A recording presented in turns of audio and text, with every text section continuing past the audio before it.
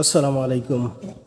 জনাব বেনজির আহমেদ সাহেব অপকর্ম করেছে, দুর্নীতি করেছে, দেশের জনগণের অর্থ লুটপাট করে হাজার হাজার কোটি কোটি টাকার সম্পদ গড়ে তুলেছেন। তিনি সাবেক আইজিপি, তিনি উচ্চ পদস্থ একজন কর্মকর্তা ছিলেন বাংলাদেশ সরকারের। এখন তিনি যে অপকর্ম করেছে, দুর্নীতি করেছে, তার এই অপকর্মের দায় তার সরকারের, পুলিশ বাহিনীর নাকি জনগণের?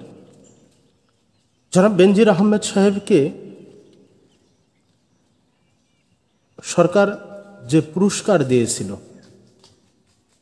যে কোনো বাহিনীর কর্মকর্তাদের যখন পুরস্কার দেওয়া হয় কোনো কিছুর উপর নির্ভর করে, ভালো কিছু যদি হয় তাহলে পুরস্কার দেওয়া হয় জনগণের কষ্টার্জিত করের অর্থ দিয়ে। ক্রেডিট সরকারের, ক্রেডিট সেই বাহিনীর।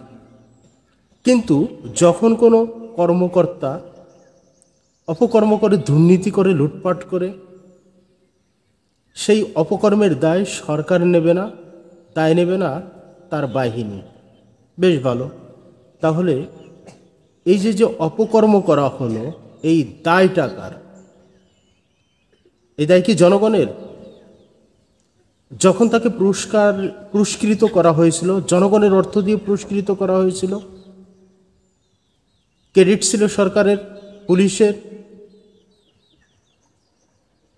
যখন তিনি অপকর্ম করলেন, এখন দায় দায়িত্ব কেউ নিতে চায় না, দায় দায়িত্ব তার কেউই নেবে না। এখন তাহলে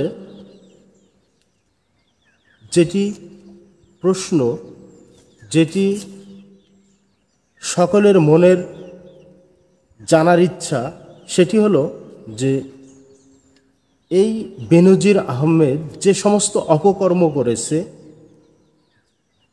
তিনি সরকারি ক্ষমতা বলে করেছে। যে সমস্ত দুর্নীতি তিনি করেছে, পুলিশ বাহিনীর পদবি ব্যবহার করে তিনি এই দুর্নীতি করেছে। কোথাও কোথাও দেখলাম তিনি সংখ্যালঘুদের, আমাদের দেশে যে সমস্ত সংখ্যালঘু ভাইরা রয়েছে, তাদেরকে ভয় দেখিয়ে তাদের জমি জোর করে লিখে নিয়েছে। কিসের ভয়?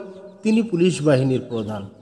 তাহলে তিনি যদি পুলিশ বাহিনীর পরিচয় ব্যবহার করে, সরকারি পদবি, সরকারের দেয়া পদবি ব্যবহার করে যদি কোনো অপকর্ম করে থাকে, তাহলে এই দায় সরকারের কেন নয়? এই দায় পুলিশ বাহিনীর কেন নয়? এই দায় তাহলে কেন তাদের পর বর্তাবে না?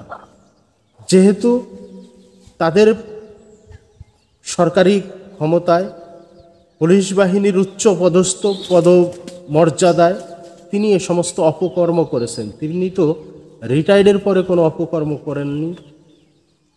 তাহলে এই দায় কেন তাদের উপর বর্তাবে না? এটি মুখ্য জানার বিষয়। দর্শক, আজ এখানে শেষ করছি। আল্লাহ হাফেজ।